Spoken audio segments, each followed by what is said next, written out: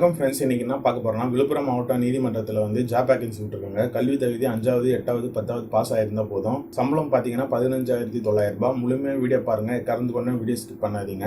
அதே மாதிரி நான் புதுசாக டெலிகிராம் குரூப் ஆரம்பிச்சிருக்கேன். அதுக்கு உண்டான லிங்க் கீழே இருக்க டிஸ்கிரிப்ஷன் பேஜில் இருக்கு, அதில் ஜாயின் பண்ணிங்க. அதே மாதிரி 2 சேனல் ஸ்டார்ட் பண்ணலாம்னு இருக்கோம். அது ஃபியூச்சரில் பெட்டர் கண்டென்ட் வரும். அதுக்கு உண்டான லிங்க்கும் கீழே கொடுத்துருக்கேன், அதையும் சப்ஸ்கிரைப் பண்ணிங்க. வாங்க வீடியோக்குள்ள போகலாம். நான் முன்ன சொன்ன மாதிரி விழுப்புரம் மாவட்ட நீதிமன்றத்தில் வந்து ஜாப் வேகன்சி விட்டுருக்காங்க. விழுப்புரம் டிஸ்ட்ரிக்ட் கோர்ட்டில் காலி பணியிடங்கள் பார்த்தீங்கன்னா 52 போஸ்ட்டுக்கு.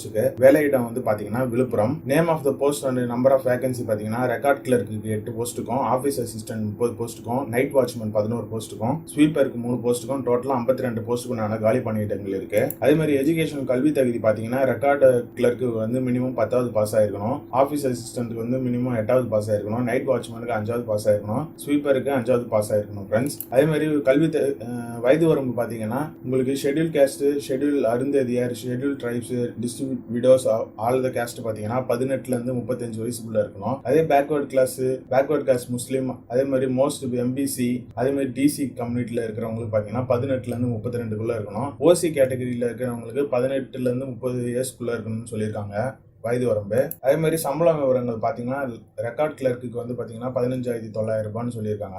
ஆபீஸ் அசிஸ்டன்ட்டுக்கு 15,700 ரூபான்னு சொல்லியிருக்காங்க. நைட் வாட்ச்மேனுக்கு 15,700 ரூபா சொல்லியிருக்காங்க. ஸ்வீப்பருக்கு வந்து ரூபீஸ் 15,700 ரூபா சொல்லியிருக்காங்க. செலக்ஷன் ப்ரொசீஜர் பாத்தீங்கன்னா உங்களுக்கு தேர்வு நடைமுறை பாத்தீங்கன்னா எழுத்துப்பட தேர்வு, நேர்காணல் இருக்கும். அதே மாதிரி எப்படி விண்ணப்பிப்பது பார்ப்போம். கடைசி நாள் பாத்தீங்கன்னா இந்த அறிக்கையை விட்ட நாள் பாத்தீங்கன்னா 2/3/2019. விண்ணப்பங்கள் வந்து சேர வேண்டிய கடைசி நாள் பாத்தீங்கன்னா 18/3/2019. விண்ணப்பதாரர்கள் முழுமையாக பூர்த்தி செய்யப்பட்ட சமீபத்தில் எடுக்கப்பட்ட தங்கள் புகைப்படம் ஒட்டப்பட்டு புகைப்படத்தில் சுய சான்றிதழும் விண்ணப்பத்தின் சுய சான்றிதழையும் தங்கள் கல்வி மற்றும் பிற சான்றிதழ்களும் 18/3/2019 தேதி மாலை 5:45 மணிக்குள் விண்ணப்பங்கள் தபால் மூலமாகவோ அல்லது நேரடியாகவோ தலைமை குற்றவியல் நடுவர் நீதிமன்ற அலுவலகத்திற்கு வந்து அனுப்பலாம் அப்படின்னு சொல்லியிருக்காங்க. அனுப்ப வேண்டிய முகவரி பாத்தீங்கன்னா தலைமை குற்றவியல் நீதிமன்றம், நடுவர் தலைமை குற்றவியல் நீதித்துறை, நடுவர் நீதிமன்றம், விழுப்புரம் சொல்லியிருக்காங்க. குறிப்பு என்ன போட்டிருக்காங்கன்னா, தகுதியான நபர்களை தேர்வு செய்யும் தவிர்க்க முடியாத காரணமாக ஏற்பட்டால் நேர்காணலில் ஒத்திவைக்கவும், இந்த விதமான அறிக்கை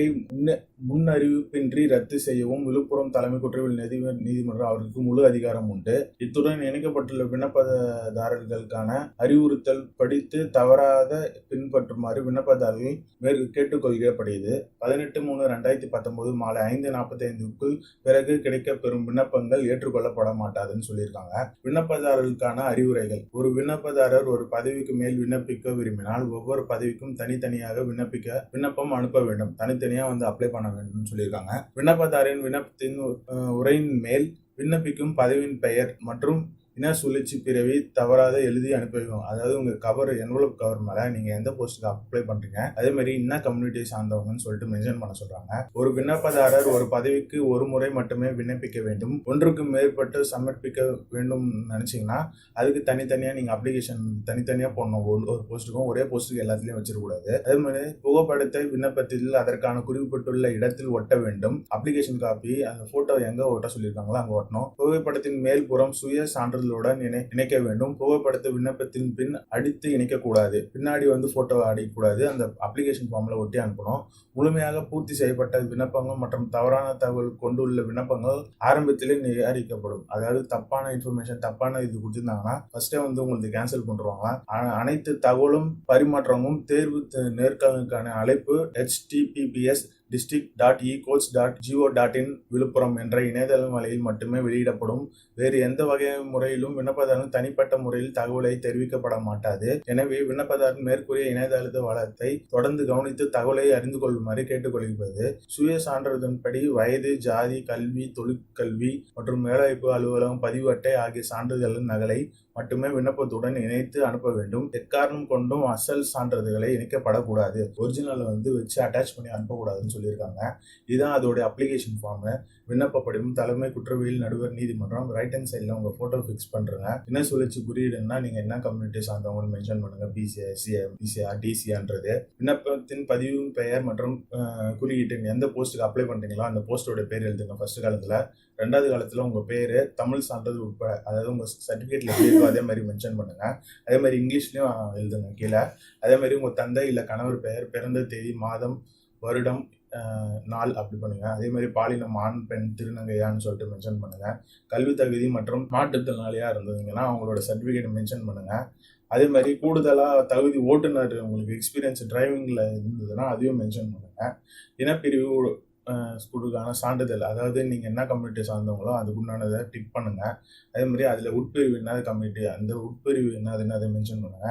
அதே மாதிரி தேசிய இந்தியன் அப்படின்னு சொல்லிட்டு மென்ஷன் பண்ணுங்க.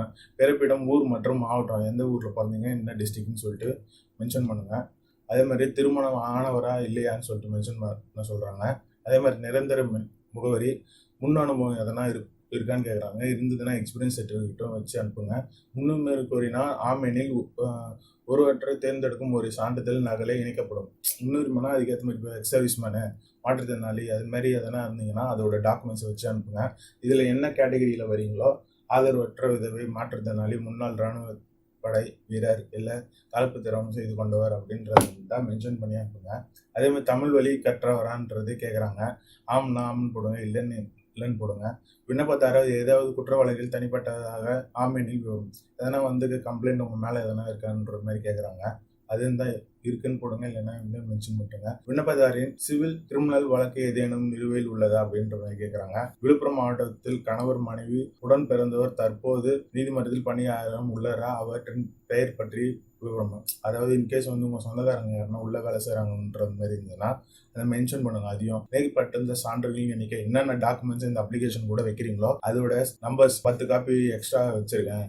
மாற்றுத்திறனாளி certificate, education certificate, community certificate, இது அதுன்னு சொல்லிட்டு வச்சிருக்கேன்னா எத்தனை பேப்பர் வைக்கிறீங்கன்னு சொல்லிட்டு அதை மென்ஷன் பண்ண சொல்கிறாங்க. இடம் நாள் மென்ஷன் பண்ணி உங்கள் விண்ணப்பத்தை கையொப்பம் கேட்குறாங்க, அங்கே சைன் பண்ணி அந்த பிஃபோராக அந்த அட்ரஸ் காமிச்சிருங்க. இந்த வீடியோ உங்களுக்கு பயனுள்ளதாக இருக்கும்னு நினைக்கிறேன். முடிஞ்ச அளவுக்கு உங்கள் ஃப்ரெண்ட்ஸுங்களுக்கு ஷேர் பண்ணுங்கள். இதுவரையும் நம்ம சேனலை சப்ஸ்கிரைப் பண்ணாதவங்க சப்ஸ்கிரைப் பண்ணுங்கள். கீழே இருக்க பெல் பட்டனை கிளிக் பண்ணிங்கன்னா நம்ம சேனலில் போடுற ஒவ்வொரு வீடியோ உங்களுக்கு உடனுக்குடன் தெரிய வரும். நம்ம முன்ன சொன்ன மாதிரி புதுசாக டெலிகிராம் குரூப் ஆரம்பிச்சிருக்கோம். அதுக்குண்டான லிங்க் கீழே இருக்குது, அதில் ஜாயின் பண்ணிங்க. அதே மாதிரி 2 யூடியூப் சேனல் ஸ்டார்ட் பண்ணலான்னு இருக்கோம். அதுக்குண்டான லிங்க் கீழே கொடுத்துருக்கேன். அது ஃபியூச்சரில் பெட்டர் கண்டென்ட் வரும், அதே சப்ஸ்கிரைப் பண்ணிக்கங்க. இது உங்களுக்கு ஒரு பயனுள்ளதாக இருக்கும். முடிஞ்ச அளவுக்கு உங்கள் ஃப்ரெண்ட்ஸுங்களுக்கு ஷேர் பண்ணுங்கள். நன்றி, வணக்கம். I never made it, but I know I